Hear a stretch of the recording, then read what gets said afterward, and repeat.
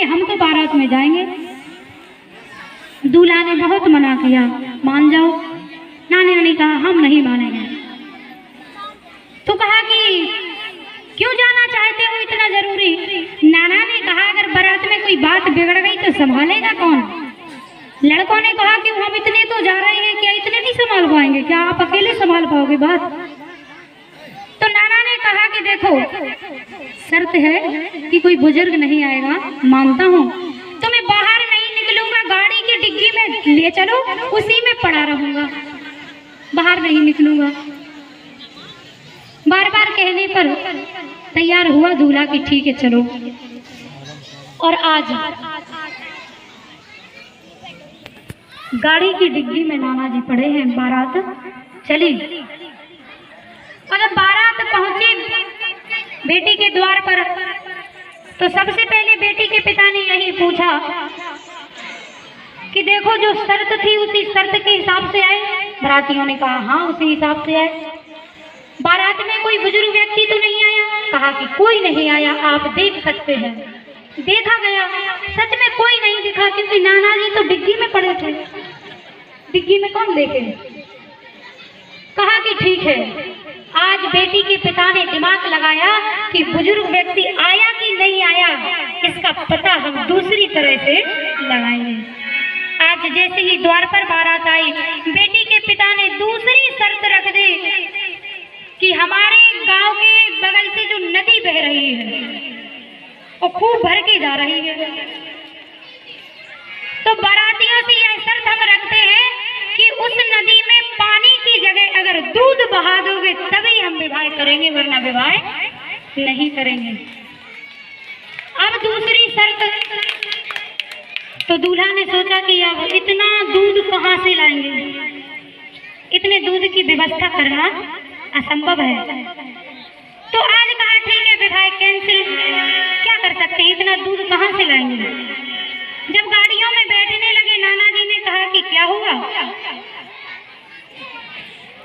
तो एक बाराती बोला कि नाना जी आप अब बाहर निकल आओ, क्यों अपने प्राण निकाले जा रहे हो, विवाह तो वैसे भी कैंसिल हो गया, अब आप निकल आओ, काहे को गाड़ी की डिग्गी में पड़े हो। नाना जी ने कहा कि विवाह कैंसिल हो गया, क्यों, क्या हुआ? लड़कों ने बताया नाना जी दूसरी शर्त इन्होंने रख दी है कि नदी में पानी की जगह दूध बहा दो तभी विवाह संपन्न होगा। अरे नाना जी ने अपनी सफेद सफेद मूंछों पर हाथ फेरा और कहा कि लड़कों, इतनी सी बात पर कभी विवाह कैंसिल हुए हैं? इतनी सी बात को लेके कभी बारात वापस गई है? लड़कों ने कहा नाना जी इतनी बड़ी बात ये आपको छोटी लग रही है? यह छोटी बात है? इतना दूध हम कहाँ से लाएंगे? नाना जी ने कहा कि जाओ बेटी के पिता से कहलवा दो कि दूध की व्यवस्था हमने कर दी है, लेकिन नदी में जो पानी बह रहा है खाली उसे आपको कराना है। आप सोच करके देखो, नदी किसी ने खाली करा पाई? नहीं करा पाई। आप जल खाली करा दो, जितना पानी बह रहा है सारा खाली कर दो, दूध की गारंटी हम लोगों की है, दूध हम बहा देंगे।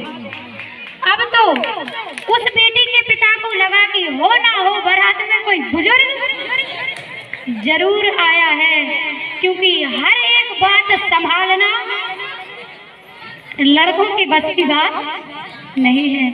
बस यही हमारे घर में उलझन है, जो जवान होते हैं वो बुजुर्गों की मानने के लिए तैयार नहीं है। लेकिन यह कहानी हमें संदेश देती है कि अगर बुजुर्ग हमेशा आगे रहे तो कोई काम इधर उधर हो ही नहीं सकता, कोई काम जिंदगी में कभी बिगड़ ही नहीं सकता। कहते हैं कि जिस उम्र पर अभी तुम हो बुजुर्ग वो पार कर चुके हैं, जिस रास्ता पर तुम चलना सीख रहे हो वो रास्ता बुजुर्ग कब से निकल चुके हैं, तो उन्हें पता है कि कौन रास्ता कैसी है, कौन रास्ता कहाँ जा रही है। क्योंकि बुजुर्गों में जोश जरूर नहीं होता लेकिन होश होता है। तो सलाह बुजुर्गों की लेके चलें और काम जोश के साथ खूब जवान करते रहें, कोई बुराई नहीं है। आज अयोध्या में सब तैयार हुए राम जी के सखा, और जब बारात जाने लगी तो राम जी की बारात में एक थोड़ी गया था। जैसे शंकर जी की बारात थी वैसे ही राम जी की है। साधु संत है, राजा महाराजा है, राम जी के मित्र हैं, सभी बारात में सम्मिलित होकर के जब चलने लगे तो आप सोच करके देखो, इतनी लंबी चौड़ी बारात अयोध्या से जनकपुर तक, सोच करके देखो कि कितनी बड़ी कितनी लंबी कतार में बारात रही होगी। इतनी बाराती हमारा आप तो ले जा ही नहीं सकते। जहां से भी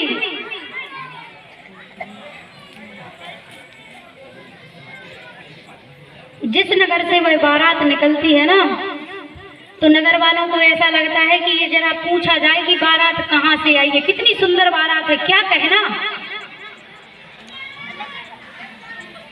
तो जहां से बारात निकले वहीं से हाथों को जोड़े लोग और कहें कि भैया इतना बता दो कि ये बारात कहाँ से आ रही है। तो बारातियों को इतना अभिमान, क्योंकि छोटे मोटे दूल्हा की बारात में थोड़ी जा रहे हैं। चक्रवर्ती महाराज दशरथ के ज्येष्ठ पुत्र का विवाह है। कहते हैं जितना घमंड एक नेता को नहीं होगा उतना उनके साथ में रहने वालों को होता है। आप जानते नहीं हो हम किसके साथ में रहते हैं। तो जितना अभिमान आज राम को नहीं है उतना इनके मित्रों को है। लोगों ने पूछा भैया ये बारात कहाँ से आ रही है,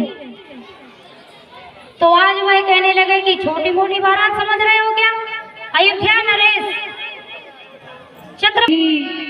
अब लोगों को लगा कि अब इन्हें कैसे बताएं कि दूल्हा ने ही तो जाकर के प्रोग्राम बनाया। तो आगे वाले बारातियों ने कहा कि भैया ऐसा है कि बारात लंबी है, तो दूल्हा पीछे आ रहा है, आप यहीं खड़े रहना, और बारात जब निकल जाए तो पीछे आप दूल्हा को देख लेना, दूल्हा के दर्शन कर लेना। कहा ठीक है। आज जैसे ही बारात निकली, पीछे वाले बाराती आए तो लोगों ने पूछा कि भैया दूल्हा कहाँ है। तो पीछे वाले व्यक्ति को भी लगा कि अब हम क्या करें। इन्होंने कहा कि भैया आगे वाली बारातियों ने नहीं बताया दूल्हा क्या कह रहे थे। इन्होंने कहा कि आगे वाले बाराती तो कह रहे थे कि दूल्हा पीछे आ रहा है, कहाँ है। तो पीछे वाले बाराती कहने लगे देखो बारात है लंबी, आपने ध्यान नहीं दिया, दूल्हा बीच में निकल गया, आपने ध्यान नहीं दिया। एक नगर से तो बच गए जैसे तैसे, लेकिन दूसरा नगर आया। बारातियों ने कहा कि भैया ऐसा है कि पहले दूल्हा की व्यवस्था बना लो, वरना लोग क्या कहेंगे कि बिना दूल्हा की कहीं बारात होती है क्या। तो दूसरे नगर में पूछे, वही फिर प्रश्न किए गए कहाँ से बारात आ रही है, कहाँ जा रही है।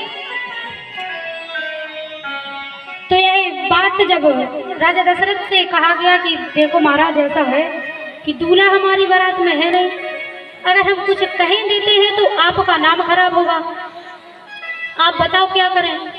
राजा दशरथ ने कहा कि वशिष्ठ जी के पास जाओ, गुरु जी के पास जाओ, गुरु जी जो कहें बस वही करना।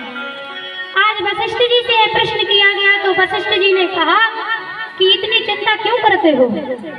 तो कहा क्या करें। तो कहा कि भरत जी को बता देना कि यह दूल्हा है। बारातियों ने कहा कि ऐसा है, किसी किसी ने राम को देखा भी तो है, फिर तो और बदनामी होगी कि बड़े को रोक दिया और मझले का विवाह करने लगे, इसमें तो और नाम खराब होगा, क्या किया जाए। तब वशिष्ठ जी ने कहा कि चिंता मत करो, आप भरत जी को यही कहना कि यही राम है। और सच में राम और भरत बिल्कुल एक जैसे लगते थे। कभी कभी पालना में राम और भरत को एक साथ अगर लिटा दिया जाए ना तो माताएं भूल जाती थी कि कौन राम है और कौन भरत है। तो कहा कि ऐसा है, भरत को बता दिया जाए। अब बारातियों ने कहा कि अब तो हमारी बारात में कोई कमी नहीं है। अब वो तो फिर से अपनी अकड़ में आ गए, अब तो हमें झुकना नहीं पड़ेगा। दूसरे नगर में बारात पहुंची, लोगों ने पूछा बारात कहाँ से आ रही है, बताया, कहाँ जा रही है, बताया। अब बाराती खुद कहते हैं कि दूल्हा बताएं, क्या दूल्हा देखोगे, दूल्हा देखना है। नगर वालों ने कहा कि भैया दूल्हा नहीं देखना, बारात इतनी अच्छी है तो दूल्हा तो अच्छा होगा ही, दूल्हा नहीं देखना, बस इतना बता दो कि विवाह किस तिथि को होना तय हुआ है। सच पूछो तो विवाह की डेट तो अभी निकली नहीं थी, तिथि तय अभी नहीं हुई थी। वशिष्ठ जी जब पहुंचे जनकपुर, जब उन्होंने तिथि तय की थी। अब एक बाराती को पता ना रहे कि किस तिथि को ये विवाह होना है, तो एक कहने लगा कि भैया बताओ कब होना है विवाह। दूसरा कहता भैया जो तुम्हें पता सो हमें पता, अब कब होना है तुम ही बता दो। सच पूछो तो बारातियों को पता ही नहीं है कि विवाह किस तिथि को होना है। इन्होंने कहा कि भैया ऐसा है कि अभी विवाह की तिथि तय नहीं है। आज नगर वालों ने मजाक उड़ाते हुए कहा कि अयोध्या में भूखों मर गए, जो बारात लेकर के चल पड़े, क्या अयोध्या में भोजन नहीं था, जो बिना तिथि तय हुए बारात को लेकर के चल पड़े। और एक दो नहीं, कितने दूसरे के जाकर मिटाओगे, ऐसा क्यों? अब इन लोगों को सुना नहीं गया तो बेचारे जल्दी जल्दी उस नगर से गुजरते हुए निकले। यानी भगवान शंकर की बारात में दिक्कत आई थी या फिर राम जी की बारात में? वहां पर ये प्रॉब्लम थी कि दूल्हा अकेला था, बाराती नहीं थी, क्योंकि जब सब भाग गए शंकर अकेले खड़े रहे। जब भूत प्रीतों को बुलाया गया, जब बारातियों की व्यवस्था बनाई, और यहाँ दिक्कत ये है कि बाराती तो खूब है और एक से एक है, लेकिन यहाँ दूल्हा नहीं है। इसलिए तुलसीदास जी ने लिखा है कि ये बारात नहीं, ये दोनों बराता है। आज धीरे धीरे जनकपुर में जब बारात पहुंची और भगवान राम को पता चला पिताजी आ चुके हैं, पिताजी ने आज पत्र लिखा राम को कि राम आकर के हमें दर्शन दो, क्योंकि बहुत दिनों के बाद हम तुमसे मिलेंगे। आज राम और लक्ष्मण दशरथ जी के पास आए, प्रणाम किया, आशीर्वाद लेकर गए, कहा पिताजी आ गया। पिताजी ने कहा कुछ नहीं। इतने में जनक जी का आना हुआ, जनक जी ने स्वागत किया, सम्मान किया, बिठाया। उसके बाद में वशिष्ठ जी ने कहा कि अब जो भी विवाह की रीति रिवाज है वह आगे की तरफ बढ़ाई जाए।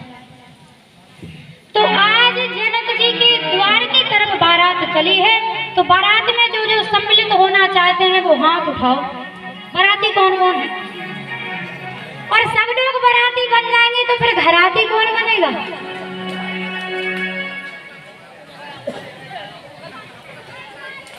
देखो क्या स्थिति है, बाराती बनने को सब तैयार है, लेकिन घराती कोई नहीं है। लेकिन सच बताएं तो महान बाराती नहीं, घराती ही होते हैं। जो एक बेटी को दान में दे दे, उससे बड़ा दानी कौन हो सकता है? बाराती तो आते हैं, खाते पीते हैं और दूसरे की बेटी को ले जाते हैं। उस पिता के हृदय से पूछो जिसकी बेटी को आप ले जाते हो। तो आज देवी देवताओं ने देखा तो सभी जनकपुर में उपस्थित हैं, सभी खुशियां मना रहे हैं। थोड़ा सा भजन, उसके बाद में आगे की